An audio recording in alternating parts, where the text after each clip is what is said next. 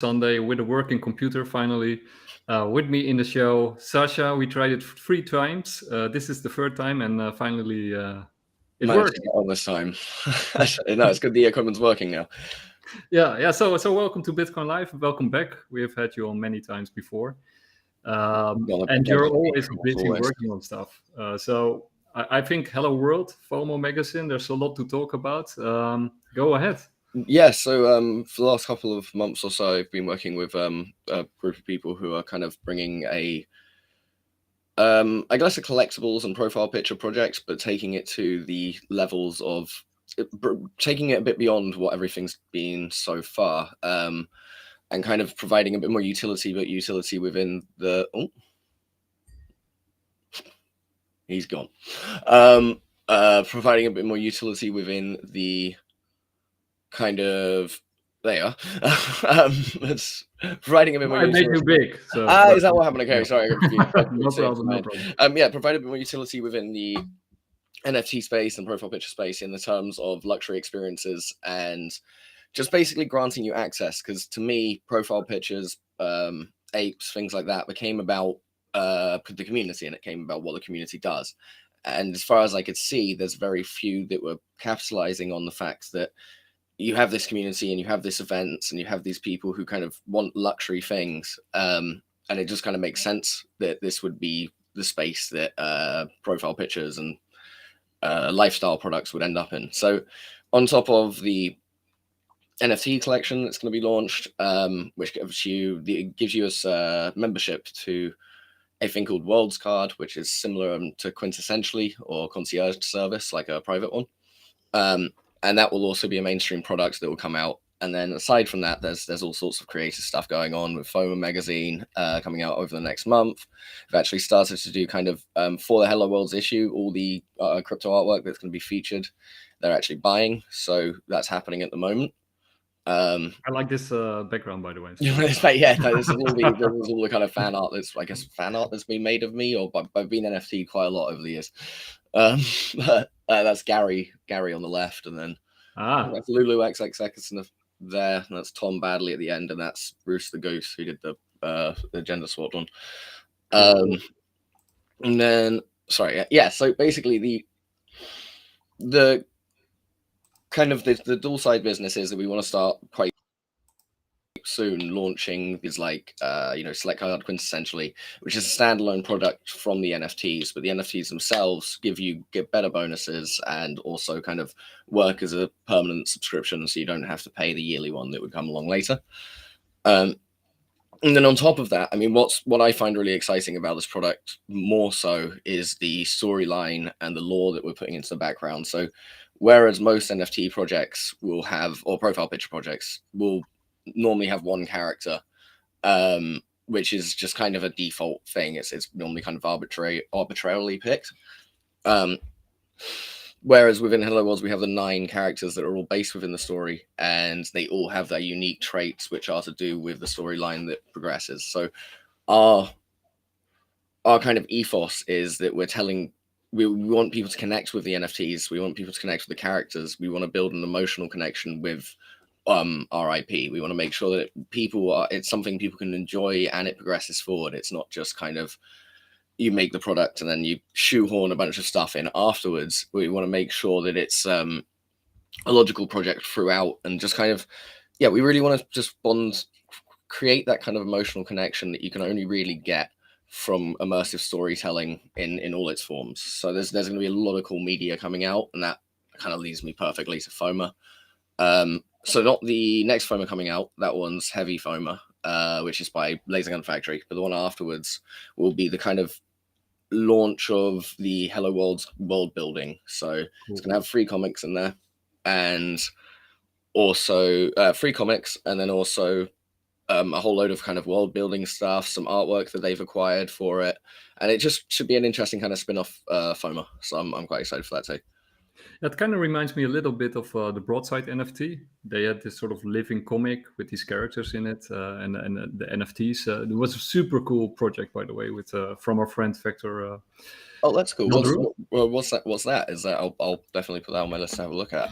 I'll send it to you after the show. It's really cool. They just finished it, but these kind of projects really sort of get people immersed and like you say, that you want to take the viewer or you want to the people who buy into it also to participate into it, right? Yeah, exactly. And it's like it's about creating a connection like you would have with any other story. I think that the way that NFT IP is explored is like hugely like what's the word myopic in comparison to how big it could be.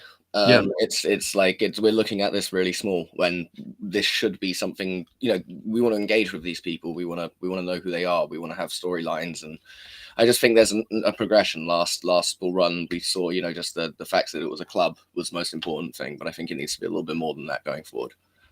Yeah, well, it sounds super exciting, and I know it's in good hands with somebody like you. You're very well connected in the NFT world, and you always have like a big picture vision of things. Well, and also the team that I'm working with, I mean, I think we're going up to 5 members in the team already. So it's getting, the team's expanding. There's a lot of cool people working on it. A lot of people will be kind of popping up and saying who they are exactly as we go along, but it's got some really, like, I've never worked with a more accomplished team. I think that this is going to be something where all the ingredients are correct. This is, by the way, Broadside NFT. Oh, cool. So what's with this? Is this just the is it like the storyline, or how does it work? Is it just episodes that go together? This is cool. Yeah, yes, you sort of unlock the episodes through your NFT that you buy. So you buy sort of a character in the comic, which is your NFT, and with 2 of these characters, you can sort of unlock storylines within the comic, because it's sort of a comic, and then it sort of progresses with your character and other characters. So it's cool. It's really cool, and artwork is really amazing too. Yeah, this is what more of stuff like this is good. Like anything, I think that just builds a little bit more depth, because I think that's the NFT market was last bull run a little bit shallow. As fun as it was, there wasn't much to it other than the money and things like that. So I feel like now it's quite interesting to see things popping up like this that have like more thought put into them. Yeah. I mean, it was a lot of fun. It was really hectic circus. It was great. I want it back immediately. But I think the good thing is during that time you get all the bad actors coming. They just pop around taking all the money, making everything look bad. And then, you know, when everything's in a bear market like it is now, this is when you get the real stuff built. This is when the really interesting things happen. You know, all of crypto art, which kind of, well, in my view, was what kicked off NFTs. It was the first thing kind of out the gate.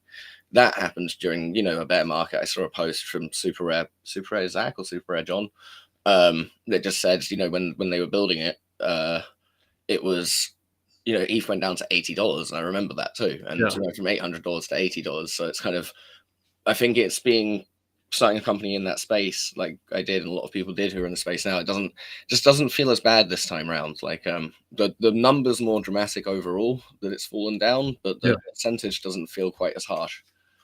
True. Yeah, in absolute terms, it looks really bad, and people looking from the outside in only see these absolute numbers, of course, and then they think like, "Oh my God, it's dead," and it's scam. Yeah. I mean, it is. I can see people getting a lot of bear market exhaustion, though. You see it all over the place. It is, it's and then people. But you know, as soon as like you tap out or one does, then suddenly the market's going to turn around, because that's what it always does. True.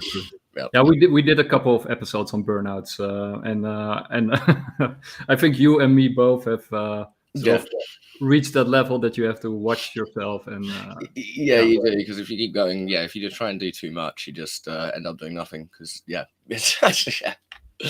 that's also why you need to take a break, right?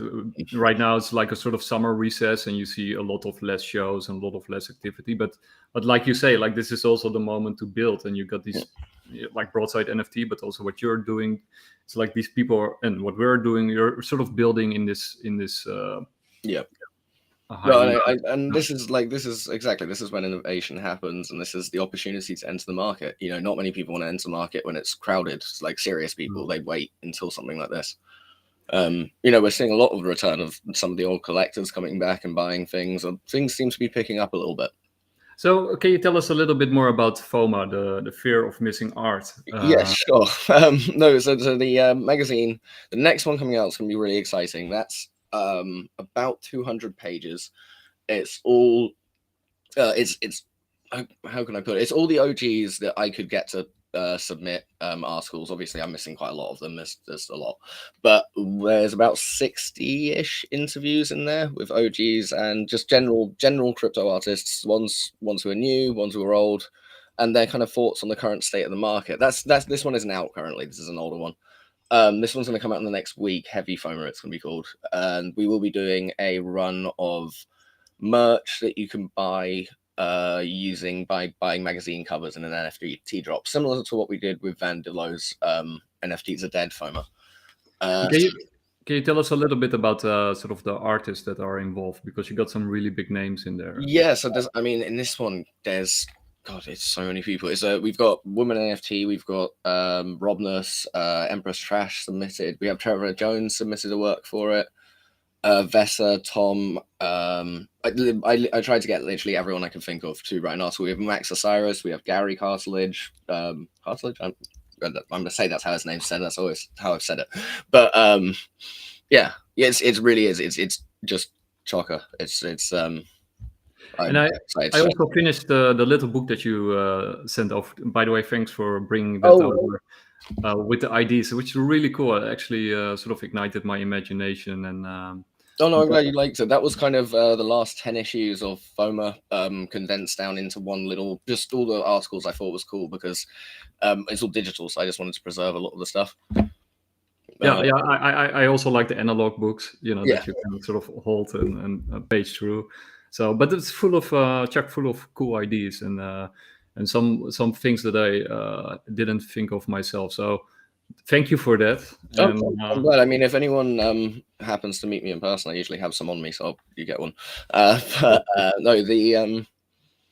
was one of the best. Doing one of the physical magazines was really a revelation, because Van Dillo introduced us to that with his one, and it makes such a big difference when you can sit down and show someone something. Like, it changes people's minds about the whole crypto thing a lot of the time, because they actually read through and they can see what was going on. Because everything people hear who aren't on Twitter or in the crypto space here on the media is going back to the thing, it lacks kind of depth what they hear. But there's quite a lot of depth there, and I think stuff like FOMO helps show that. And that's what, as well, that's the whole point with kind of Hello Worlds, is when doing a FOMO, is because I think there is storytelling to be told there. And I think that's what we really want to do with FOMO. So, building worlds within FOMO and kind of representing the crypto world, I think that it makes a lot of sense. And what I also really like about you and sort of the things that you're involved in is not only that you sort of have this decentralized ethos and that you try to spread it, but also that you're critical, right? I mean, also when you read the book, there's also a lot of self-critique and sort of holding up a mirror to crypto art, to NFTs, to the whole space, as it were. So it's not like you're cheerleading. There's also a lot of sort of serious issues that have to be resolved. Well, it was kind of the place where, because there was like 10 people involved in the beginning, especially the first few issues, a lot of people came to FOMO, all the artists, to actually just have like an argument.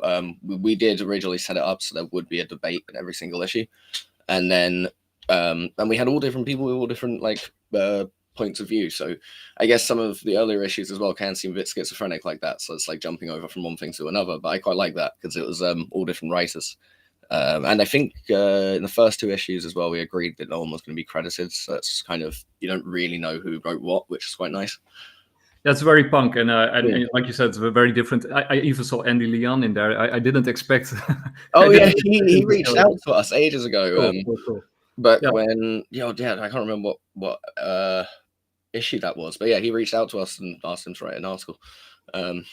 So he has like a totally he has a lot more mainstream or what you call institutional perspective on the whole thing, which is also very valuable. I also saw Full Metal Magdalene, which had a really cool piece in there. So it was kind of sort of I know some of these people. Well, it's just meant to be like anything in FOMO is just meant to be kind of fun, interesting, and make you think, and maybe make you, if it can make you a little bit angry, that's good too. I mean, the whole magazine is supposed to kind of be a work of art. That's how we looked at it. I mean, it was created by artists, Gary and now Laser Gun Factory and other people too. It is supposed to be kind of an artwork with artwork in it. Yeah, and then and also the technical issues like what is the section on IPFS and sort of that, you had actually this whole decentralization issue before NFTs even existed, right? And how do you resolve those things? I mean, these are very important. I think you raised them many times yourself in our past interviews. So these are things to talk about and to discuss and to find and to resolve. I mean, it's also like, with Bitcoin Live, we try to promote decentralized broadcasting, but it's it's easier said than done, right? It's more like an ideal, something that you wish will someday, exist and be all over. Are there any decentralized streaming services that are actually working, or they kind of often go, don't they? That's the thing, right? So with decentralization, you often what you sort of pay for is ease of use, right? So things become a lot of harder and more difficult, and you have to be way more hands-on. So we're also uploading to, for example, TreeSpeak, which we really like, but because of the effort involved, it's been a while since we uploaded anything there. So I actually, I keep saying to myself, okay, today I'm gonna start uploading. Is it the uploader isn't very good, or what's the issue with uploading there? Is it just a bit more? Well, you just, you have to do a couple of steps, and it's very last time that I used it, it's a while back, but last time that I used it, it's a little bit slow, right? A little bit cumbersome, and you have to, Restream, for example, is very centralized, but it's super easy to use. And of course, what you pay for is privacy and security and all that kind of stuff. So our ethos is decentralization, as in promoting the ethos and spread and help projects like TreeSpeak and others to sort of help them create content or put content on there. But on the other hand, just don't put all your eggs in one basket, right? Don't do everything you do on YouTube or everything you do on Facebook, because they can ban you, and they will ban you, and then you lost everything. You lost your account at one point, right? Your YouTube account. Yeah. So that's what we advise everybody. Don't put all your eggs in one basket, because you're extremely vulnerable, and at some point they're gonna leverage that to force you in order to walk the line, or you lose everything. So they wait till you're a certain size. And when was it? How many followers were you up to when that happened? Well, we lost 11K subscribers. Okay, that's quite a lot. That was like over 3 years of work, which is like you put time in there, you put a lot of effort in there, but also a lot of money that you put in there, and then you lose it in one evening, and then you have to start over again, right? Because the first year that we were on YouTube, you basically get stuck at like 100 or 200 people. Half of which is your family and friends, right? And then and then the next year you sort of reach 1,000 or a couple of thousand, and then the year after, it's sort of this stepping system. So you have to start all over again. And on Twitter, of course, same story. I also lost almost 10K followers. So to the people listening there, spread decentralization, because then you don't have these issues. Have backups on backups. So you're doing more of a decentralized broadcasting thing now, right? Where you have the multiple people kind of talking and different hosts on the channel. Yeah. So basically, the idea is that people can have their own show on Bitcoin Live and promote basically the same ideas, preferably. But it can also be, more centralized. It's okay, but as long as there's room for everybody to sort of disagree, and spread that idea, sort of, that there's room to disagree, and that there's and freedom, right? Freedom for everybody. So, so people can have their own show on us. They can just contact us, and then we can sort of arrange something to happen. We're very affordable, so we're way down the line. If you don't have a lot of money and you want a show and you want some help, just contact us and we can make it happen. And we're on multiple places, so that's sort of the decentralization that I mentioned. So we're on centralized platforms because that's where most people are, and that's how you reach people who aren't into crypto yet, of course, right? Because they're on centralized platforms. Otherwise, you're preaching to your own followers. But we want to sort of get them into the decentralized camp. So that's sort of our whole idea behind it. That's cool. I mean, more. What's your opinion on that? Do you think the market is going to head towards decentralization. I think with the things like OpenSea, and it does seem to me that everything is going to end up on like one platform when it comes to NFTs, and just in general, it seems like that's kind of where it heads naturally. What are your thoughts?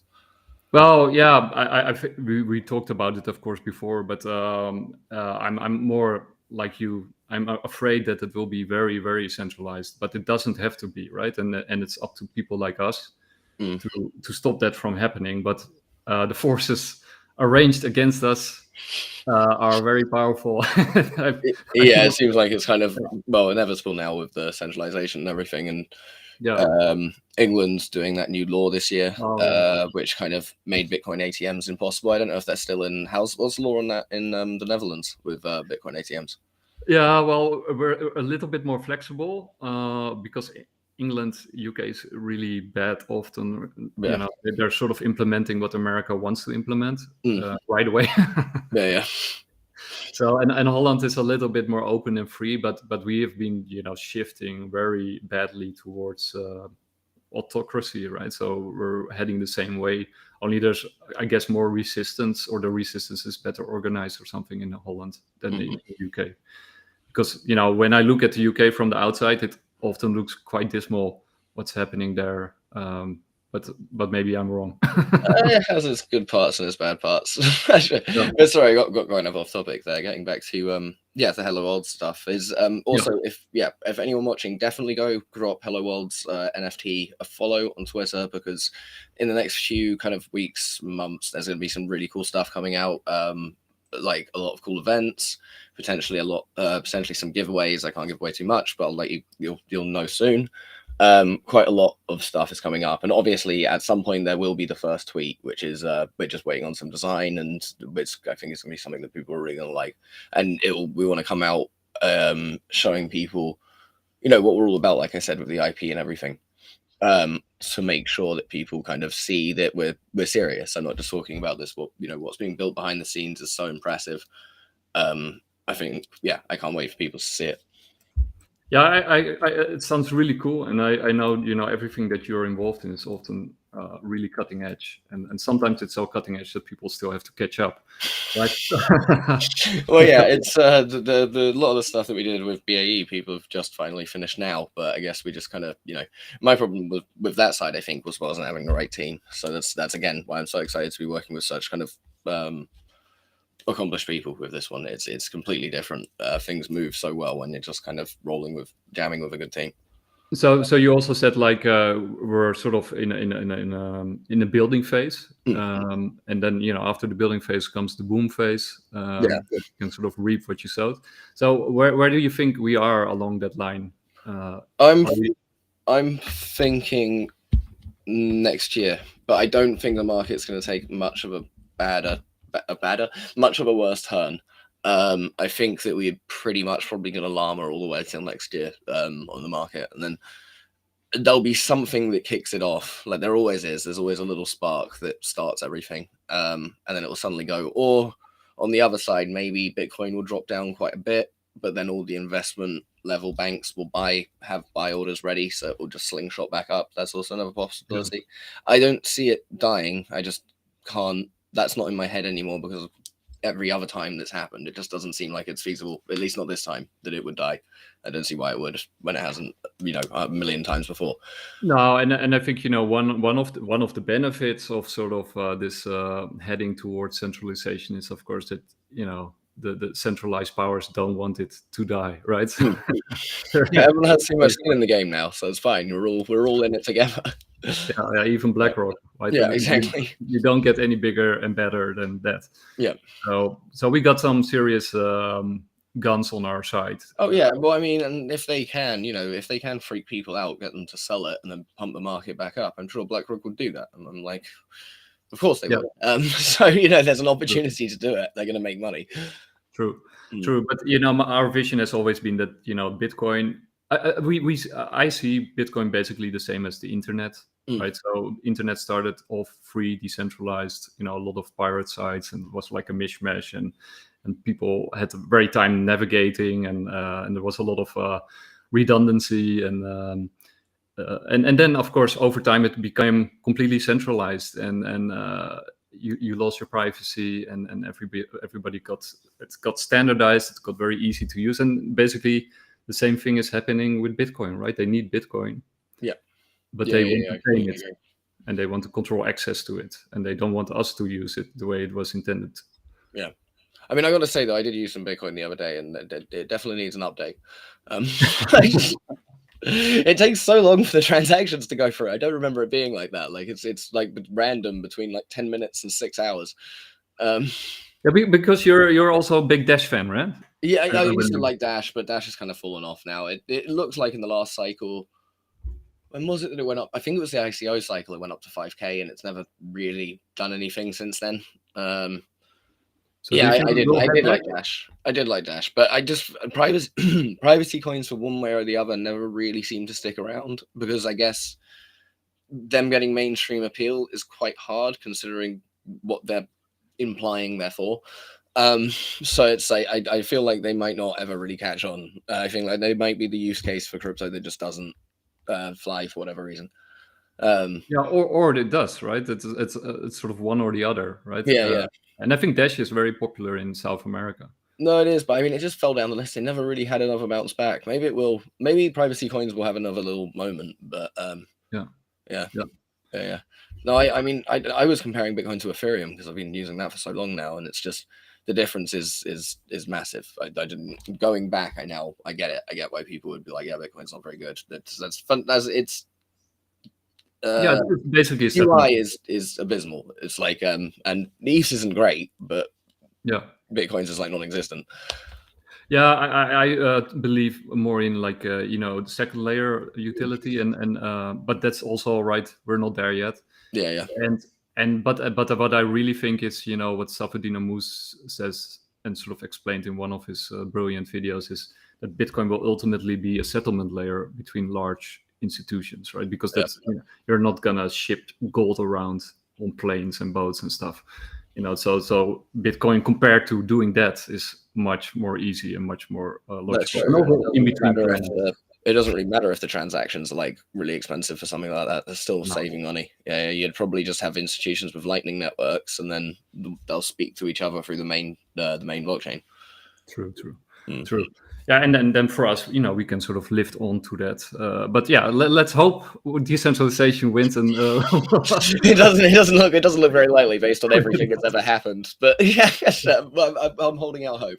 But going back to NFTs and Hello World, you also mentioned that NFTs are also continuously evolving, and we only scratched the surface of the. No, we really just did art last time, if you think about it, because even the apes and stuff like that, that was all of those profile picture projects in general, they touched on all we really had was art and community on a base level. There's more to it than that, but this next one, those two things are good, but then there needs to be more. So it's like storytelling on the art side is important.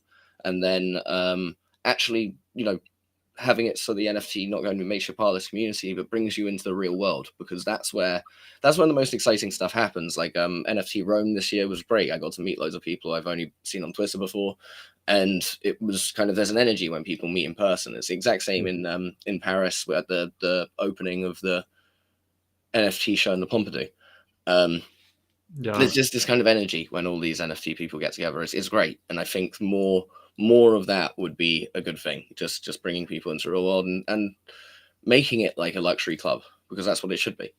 Yeah, and then that's maybe something also that people on the outside don't realize, because that also fits into our previous discussion. Like NFTs are not going anywhere, right? Because if you see the powers and the people and institutions involved in the NFT world, like you say, you don't do an NFT show in Paris like that if it's not going anywhere. Yeah, exactly. No. It's obviously going to keep sticking around, and on every level it just makes sense. I mean, I think it will start getting slowly ingrained into AAA games, but might be after a while they might do it without people really knowing they do it. They just kind of do it. Once the stigma dies down around them and people just know they exist, I think that's when we'll see them start getting woven into all of this industry stuff. True, and of course, right? They basically it's exactly the same technology, but that's also why it makes a lot of sense that the whole fiat system is gonna disappear, and that it will be crypto or crypto based, because then you can also much easier interact with NFTs, because NFTs will be everywhere, right? Yeah. So I just don't even think. Well, I think relatively sane people won't even think of them as NFTs. I think it will just be a digital item. I think that's it will be a given that any digital item should have an NFT attached. I think. Obviously, yeah, and of course they will be. We will also be NFT'd ourselves, right? Yes. Well, with WorldsCoin, kind of. Oh. This is the sort of the negative stuff, but so you already expanding on your vision where you want to take NFTs. Is there some place where you sort of ultimately want to take it? If you had, if you could do whatever you wanted to do. So obviously the vision of the founder and stuff is like I said, it's this progression through doing like the quintessentially thing, but then also I have a lot of contacts out in Japan, and there's a lot of experience out there, and I've just kind of realized there's a lot of cool stuff that you could give access to through this sort of service, like unique things that other people wouldn't be able to find. And I think just giving people something that really, really provides value in the sense of it not only gets you part of this community, we not only are hosting cool events and unique things that only you get to, like, like Ape Fest or whatever. But also, I lost my train of thought. No, but also we're giving you kind of access to, like a point system that you can earn as a community, and we want to run community events. We want to do things with potentially where people of the NFTs can compete against each other for better value kind of discounts on the app. And I think that it's the other one. The final part of it is the economics, which I think is quite interesting. In that, if we have our service and normally works through subscription, and this is just an arbitrary number. Let's say it's $500 a year, and then you own the NFT that gets you that subscription forever. So if the NFTs ever go lower than that subscription price, people will just buy the NFTs, which should push the price of the NFTs up. And so it could never fall, but as long as we have a steady stream of subscribers paying from fiat, the NFT should never go below the price of the fiat subscription. So it's kind of like creating a stablecoin. No. Can't say that. It's just like creating it's completely in theory. Obviously, it doesn't mean that this would happen, and there's no promises, but theoretically that is how it should work. Yeah, that makes a lot of sense. But don't you then also get the arbitrage thing? I wouldn't worry about all of that, because basically we're not trying to make a financial thing. It's just this in theory should work. It's not like we're not actually creating a financial element of this. It's just something that if you have a base product that's worth this amount and you can get it cheaper with this thing, then it just makes sense that that's how it would balance out.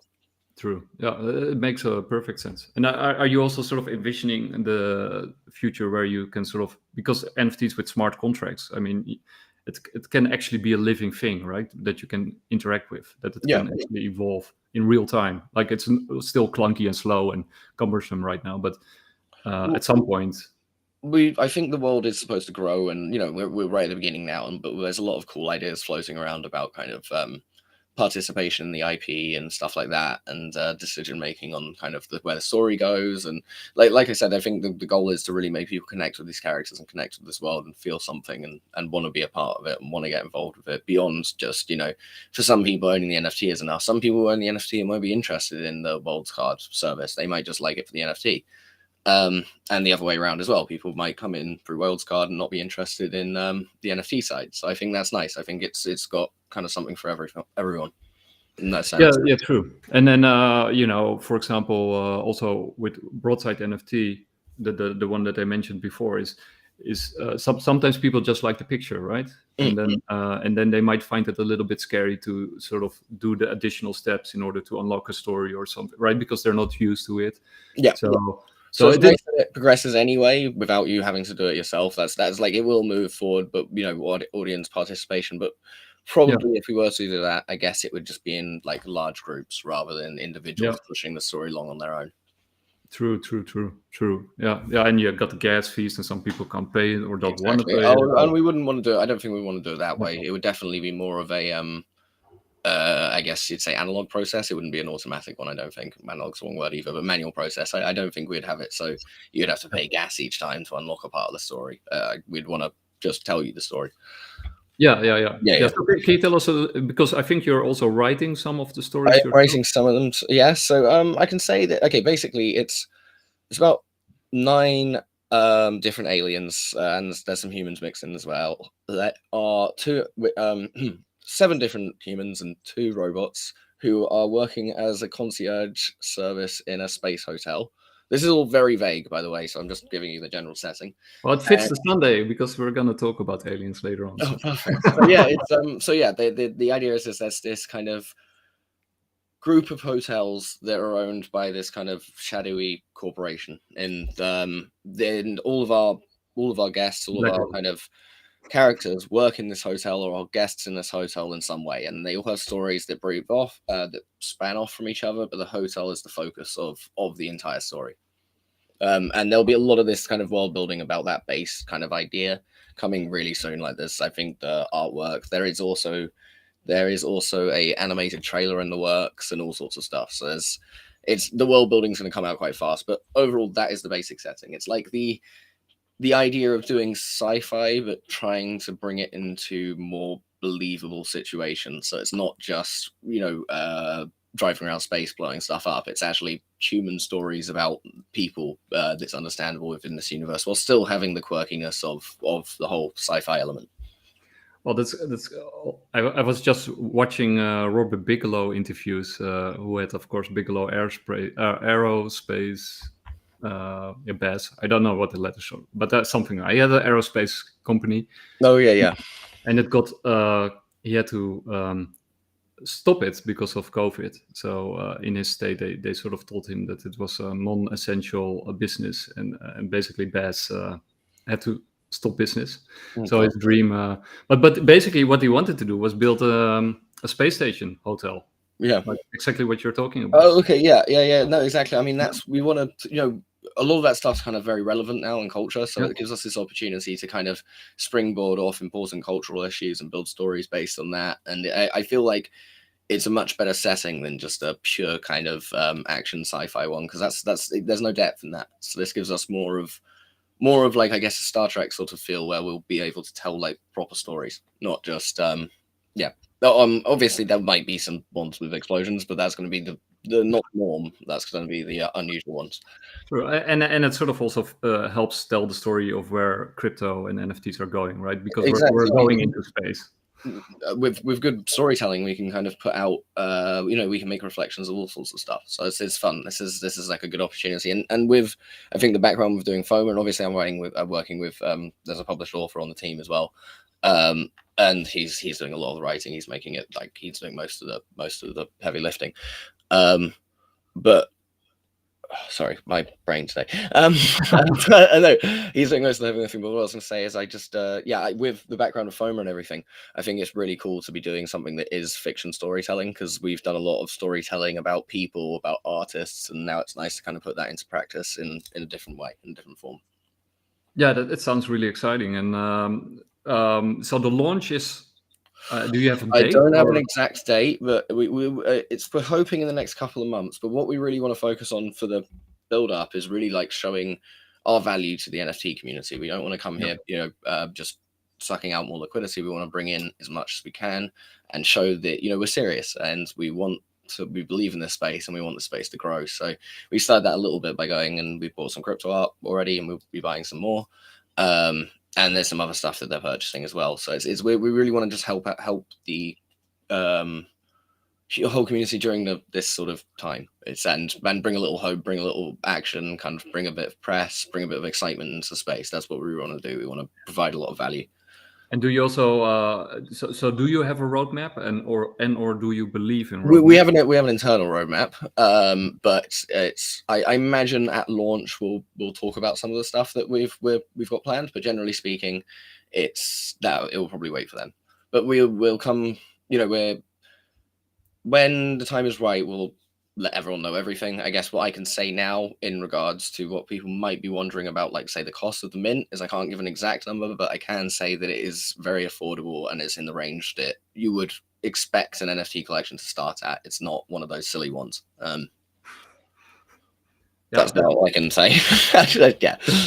Yeah, and I guess it's also a little bit dependent on the market. Yeah, well, no, I'm pretty sure the price is going to be relatively set in ETH, but it's not going to be high. It's going to be something that everyone, pretty much everyone in the space, would be able to afford. No, but I mean, you're not going to wait with the launch for the crypto market to boom. It's sort of independent. I feel like trying to time the market is never a good idea for anything, because I feel like if you're building a thing, you should just go for it. Like, it's kind of, I mean, unless it literally is, well, probably not the best. Actually, if it's right peak bull run, that's probably the worst time to build a thing, unless you can do it really, really quickly. For anything that takes, like, 6 months, a year, whatever, you're much better off building in the down market, because if you're building in the up market, it might end by the time your product's out. So you've got, in a way, it's less risky to start building in a down market. True. Yeah, so yeah, I wish you all the best with this project, and once it launches, you should be back on so that we can sort of talk about it more. Definitely, no, and we can show you all sorts of. I mean, like I said, there's gonna be so much cool media. Like, it's gonna be fun. Yeah, and for people, go follow HelloworldsNFT. I'll link it down here so that you can see it, and also FOMO Mag, of course, and go to the website. Heavy FOMO will be out imminently, and then following that, the Hello Worlds FOMO will be coming out shortly afterwards, probably towards the end of the month.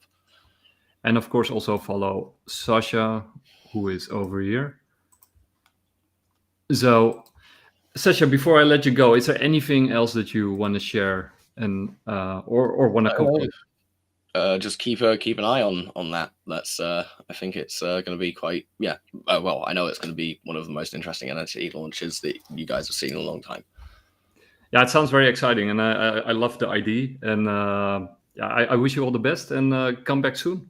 Definitely. Thank you so much for having me on. It's always a pleasure.